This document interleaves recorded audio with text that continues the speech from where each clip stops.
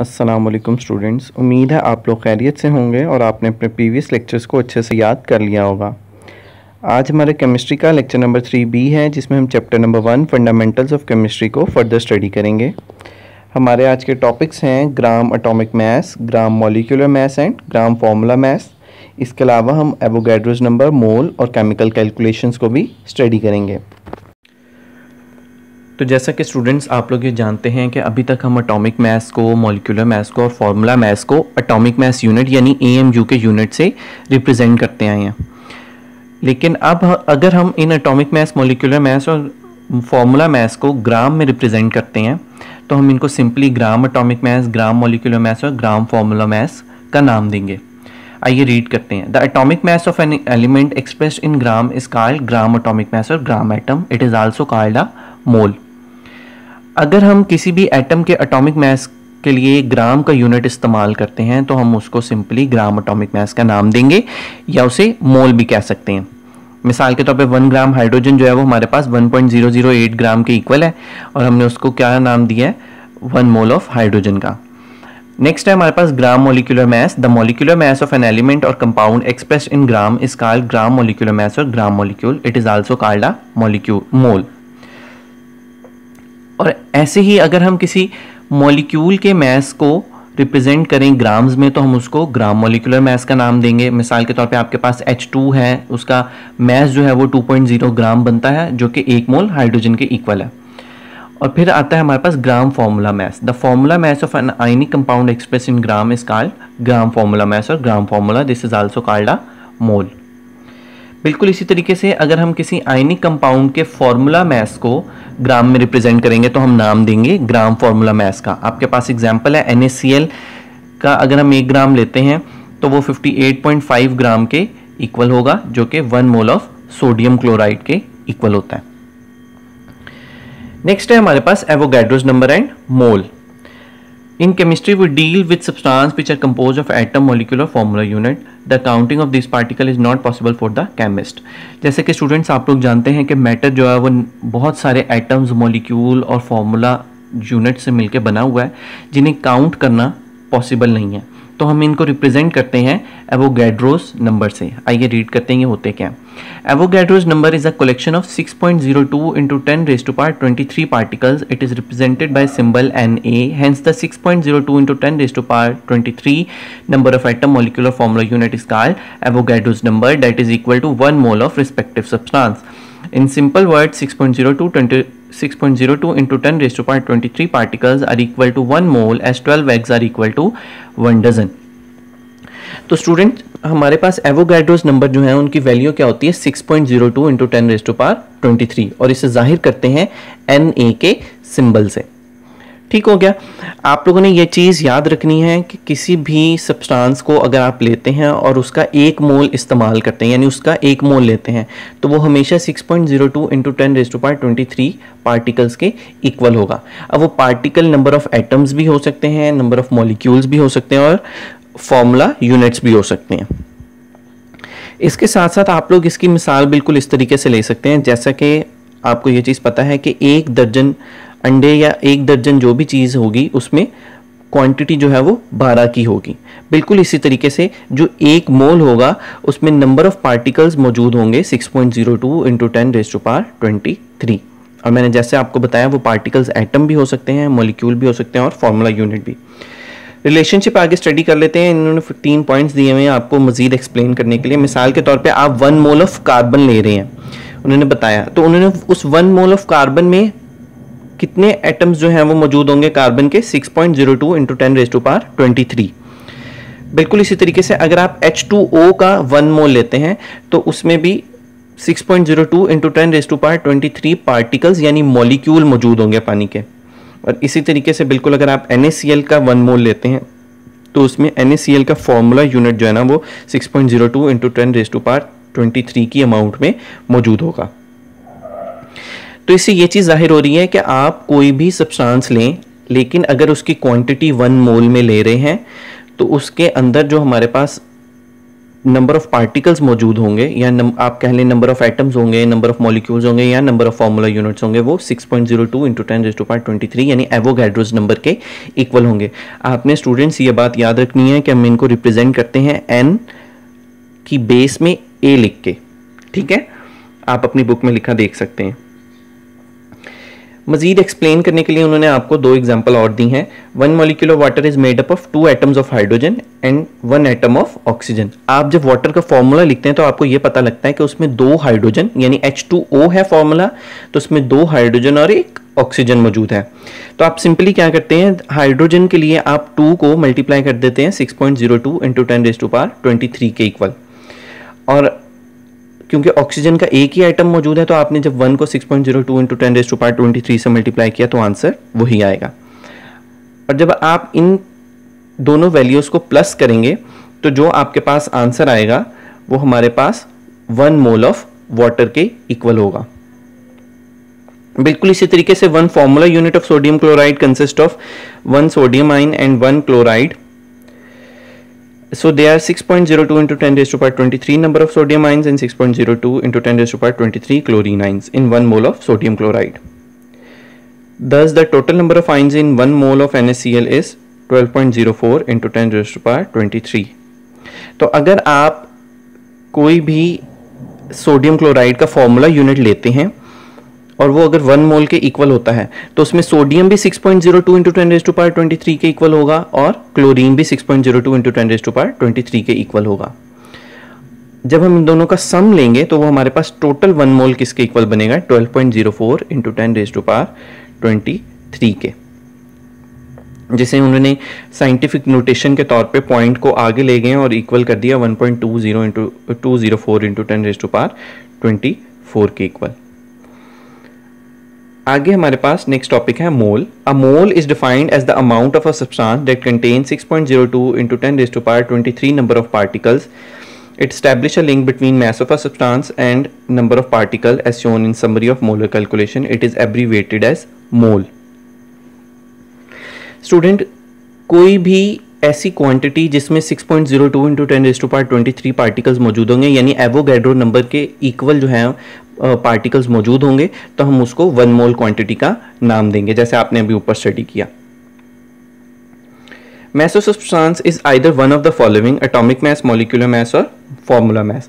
अब वो mass जो है वो atomic mass भी हो सकता है यानी एटम का mass भी हो सकता है, molecular mass यानी molecule का mass भी हो सकता है और formula mass यानी आयनिक कंपाउंड का भी mass हो सकता है।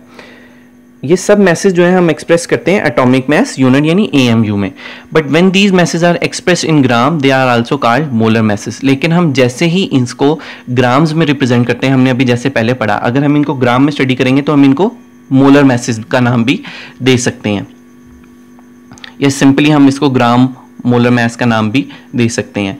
Scientist have agreed that Avogadro's number of particles are present in 1 molar mass of a substance.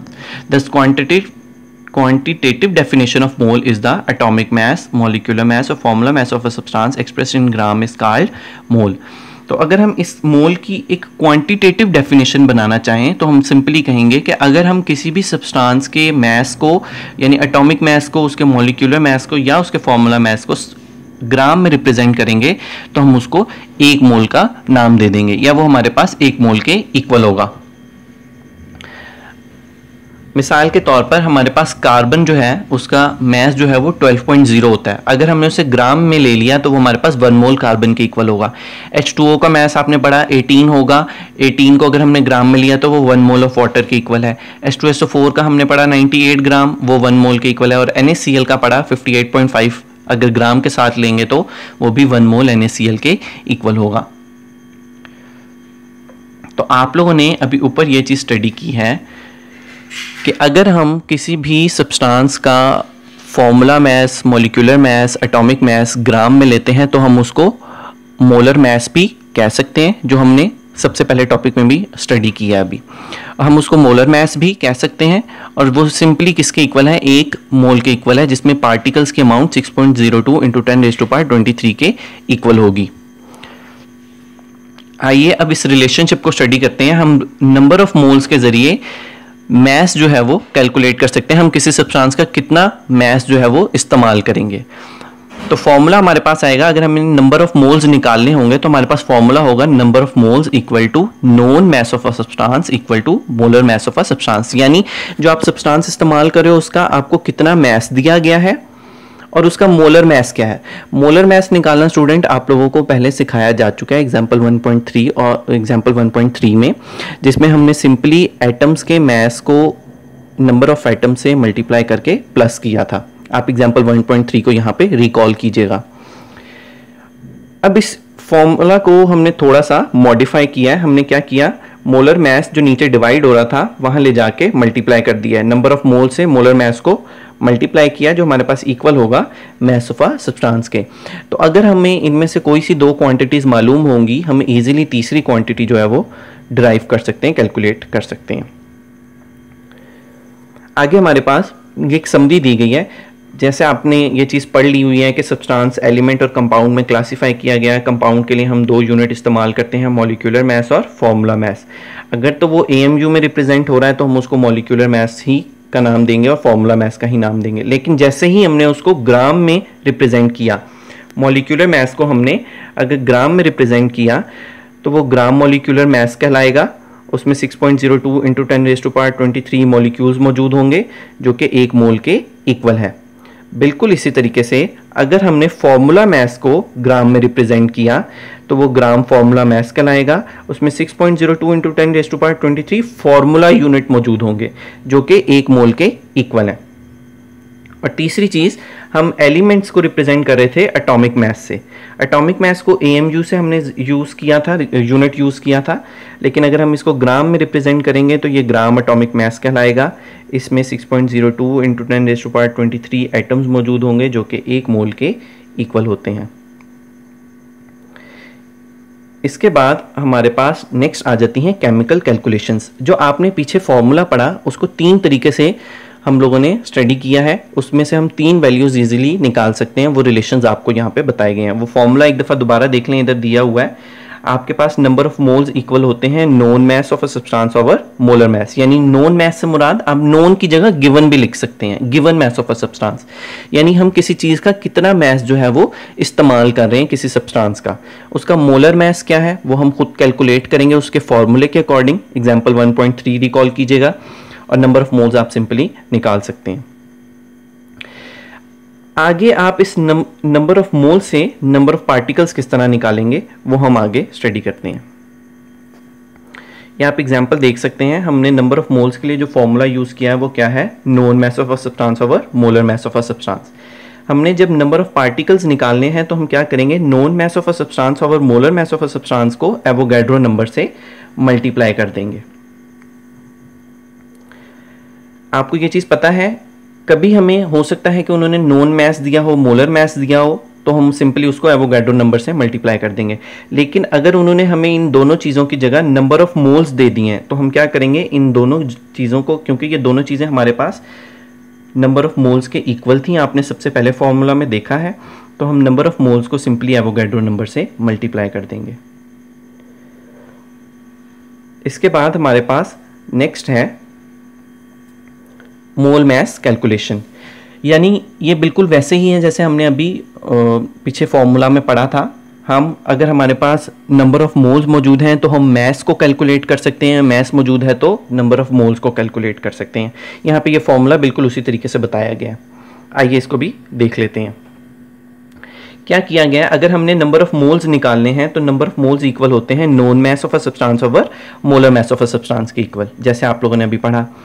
अगर अब हमें इसमें से मैस चाहिए, हमें यानी नंबर ऑफ मोल्स दे दिए गए हैं और मोलर मैस हमें मालूम है, अब हमने मैस निकालना है तो हम क्या करेंगे, number of moles molar mass यहाँ पे डिवाइड हो रहा है, वहाँ जाके मल्टीप्लाई हो जाएगा सिंपली। केस 2 में आप देख सकते हैं नंबर ऑफ मोल्स से मोलर मैस को मल्टीप्लाई कर दिया, यहाँ पे डिवाइड कर रहा था, वहाँ जाके मल्टीप्लाई कर दिया, जो कि इक्वल हो जाएगा मैस ऑफ अ सब्सटेंस के। नेक्स्ट है हमारे पास कैलकुलेशन में मोल पार्टिकल कैलकुलेशंस। आइए इसको भी एग्जाम्पल के थ्रू स्टडी करते हैं। हमारे पास हमने अभी पढ़ा कि हम नंबर ऑफ पार्टिकल्स जो हैं वो इक्वल होते हैं। 2 फॉर्मूलाज हमने नंबर ऑफ पार्टिकल्स निकालने के लिए पढ़े, एक था known mass of a substance divided by molar mass of a substance multiply by Avogadro number, या simply number of moles multiply by Avogadro number. ठीक हो गया। तो अगर अब हमने इस फॉर्मूला के तहत हमें कोई भी दो चीज़ें दे दी जाएंगी, हम तीसरी चीज़ जो है वो ड्राइव कर सकते हैं। मिसाल के तौर पे अगर आप केस 1 देखें तो उसमें हमें नंबर ऑफ पार्टिकल्स मालूम करने हैं, तो हमने क्या किया, नंबर ऑफ मोल्स को मल्टीप्लाई कर दिया एवोगैड्रो नंबर से। लेकिन अगर उन्होंने हमें नंबर ऑफ पार्टिकल्स दे दिए हैं और एवोगैड्रो नंबर की वैल्यू हमें मालूम है और हमें कहा गया है कि मोल्स कैलकुलेट करें, तो हम क्या करेंगे, एवोगैड्रो नंबर मोल से मल्टीप्लाई हो रहा था, आप केस 1 में देख रहे हैं, केस 2 में देखिएगा ये मल्टीप्लाई होता हुआ एवोगैड्रो नंबर हमने वहाँ ले जाके सिंपली डिवाइड कर दिया और वो number of particles over Na यानी एवोगैड्रो नंबर बन गया, जो कि नंबर ऑफ मोल्स के इक्वल है। और आपने Na की वैल्यू देखी कि Na की वैल्यू क्या होती है, 6.02 × 10⁻23 यानी एवोगैड्रो नंबर के इक्वल। आइए स्टूडेंट इनसे रिलेटेड दो एग्जांपल्स को आज सॉल्व करते हैं। एग्जांपल 1.4 है हमारे पास। आपने इसकी स्टेटमेंट को बिल्कुल इसी तरीके से लिखना है। मैंने आप लोगों को लास्ट 2 लेक्चर्स में भी आप लोगों को न्यूमेरिकल लिखने का तरीका बताया था। आप लोगों ने सबसे पहले एग्जाम्पल लिखनी है, इसके बाद आपको जो डाटा उसमें दिया गया है आपने वो मेंशन करना है। उस डाटा को मेंशन करने के बाद आप लोगों ने टू फाइंड, फिर फॉर्मूला लिखेंगे जो आप उसमें फॉर्मूला यूज़ कर रहे हैं, फिर सॉल्यूशन लिखेंगे और फिर लास्ट पे रिजल्ट लिखेंगे। स्टूडेंट रिजल्ट को आप लोगों ने ब्लॉक्स में बंद करके लिखना है ताकि हाईलाइट हो जाए कि आपका आंसर जो है वो क्या आया। आइए अब इस एग्जाम्पल 1.4 को आप लोगों ने ये एग्जाम्पल्स जो हैं वो अपनी नोटबुक पर भी नोट करनी है, बिल्कुल इसी तरीके से आपको ये PDF की फॉर्म में सेंड भी कर दी जाएगी। तो हम एग्जाम्पल 1.4 में वो कह रहे हैं calculate the gram molecule number of moles in 40 gram of H3PO4, यानी हमने इसमें कैलकुलेट करना है ग्राम मॉलिक्यूल यानी नंबर ऑफ मोल्स। हमने अभी पढ़ा कि हम उसे ग्राम मॉलिक्यूल भी कह सकते हैं, मोलर मास भी कह सकते हैं और नंबर ऑफ मोल्स भी कह सकते हैं। तो हमें गिवन मास में उन्होंने दिया है 40 ग्राम और H3PO4 हमें उन्होंने फॉर्मूला दे दिया है। उस H3PO4 के अकॉर्डिंग मैंने उसका मॉलिक्यूलर मास जो है वो कैलकुलेट कर लिया, जो हमने एग्जांपल 1.3 में निकालने का तरीका देखा था। बार बार आप लोगों को बताया जा रहा है स्टूडेंट्स कि आप लोगों ने एग्जांपल 1.3 को रिकॉल करना है। एग्जांपल 1.2 भी इसी से रिलेटेड है, जिसमें हम लोगों ने फॉर्मूला मास और मॉलिक्यूलर मास को कैलकुलेट किया था। तो हम लोगों ने सिंपली क्या किया, हाइड्रोजन का मास 1 होता है। आप लोगों को ये पेज नंबर 48 पे पीरियोडिक टेबल में से पता लग जाएगा। आपने 1 को जो है वो 3 से मल्टीप्लाई किया, क्योंकि एटम्स कितने मौजूद हैं, 3p के जो हैं वो हमारे पास 1 एटम मौजूद है जिसे हमने 31 से मल्टीप्लाई करना है, और O4 जो है हमारे पास 4 मौजूद हैं तो हमने उसे 16 से मल्टीप्लाई किया। 16 हमारे पास पीरियोडिक टेबल से आया है। जब हमने इन 3 वैल्यूज़ को प्लस किया 3 + 31 + 64, तो ये हमारे पास 98 ग्राम के इक्वल बना है। हमने फाइंड क्या करना है, नंबर ऑफ मोल्स या gram molecule. Number of moles का फॉर्मूला हमने पढ़ा गिवन मास ओवर मोलर मास। हमने वैल्यूज़ को सिंपली पुट किया। गिवन मास की वैल्यू थी 40 और मोलर मास हमने खुद कैलकुलेट किया था 98। ये इक्वल आया है 0.408 मोल के इक्वल। आपने नंबर ऑफ मोल्स का यूनिट पढ़ा था एब्रीवेशन पढ़ी थी MOL से आप उसको रिप्रेजेंट करते हैं। इसके बाद हमारे पास एग्जाम्पल 1.5 है, जिसमें कहा गया है, आपने इसको भी बिल्कुल इसी तरीके से कॉपी पे नोट करना है, जिसमें उन्होंने कहा है you have a piece of coal carbon weighing 9.0 gram, calculate the number of moles of coal in the given mass. तो आपको कोल का मास कितना दिया गया 9.0 ग्राम, और कोल में बताया गया कि एक ही एटम मौजूद होता है जो कि है कार्बन। आइए अब इसको गिवन को देखते हैं कि हमें गिवन डाटा क्या है। तो हमें जो गिवन डाटा दिया गया है 9 ग्राम हमें गिवन मास है, या आप इसे नोन मास भी कह सकते हैं, मैंने आपको बताया। और कार्बन का मास हमने पीरियोडिक टेबल से स्टडी किया जो कि हमें मिला 12 ग्राम पर मोल। फाइंड हमने क्या करना है, नंबर ऑफ मोल्स। फॉर्मूला हमारे पास क्या होगा, वही वाला number of moles equal to given mass over molar mass. Simply values लगाएंगे। गिवन मास हमारे पास 9.0 है, मोलर मास हमने अभी पीरियोडिक टेबल से खुद कैलकुलेट करके बताया कि 12 है, जो कि आप डिवाइड करेंगे तो आंसर आएगा 0.75। आपने साथ यूनिट मेंशन करना है, यूनिट के बगैर आपका न्यूमेरिकल बेटा इनकम्प्लीट रहता है। इसके बाद कोशिश करें कि अपने रिजल्ट को हाईलाइट करने के लिए उसको बॉक्स में भी बंद करें। उम्मीद है स्टूडेंट्स आप लोगों को आज का लेक्चर समझ आ गया होगा। इसकी एक्सरसाइज और टेस्ट योरसेल्फ को हम नेक्स्ट लेक्चर में डील करेंगे इंशाल्लाह। तब तक के लिए अल्लाह आपका हामी व नासिर।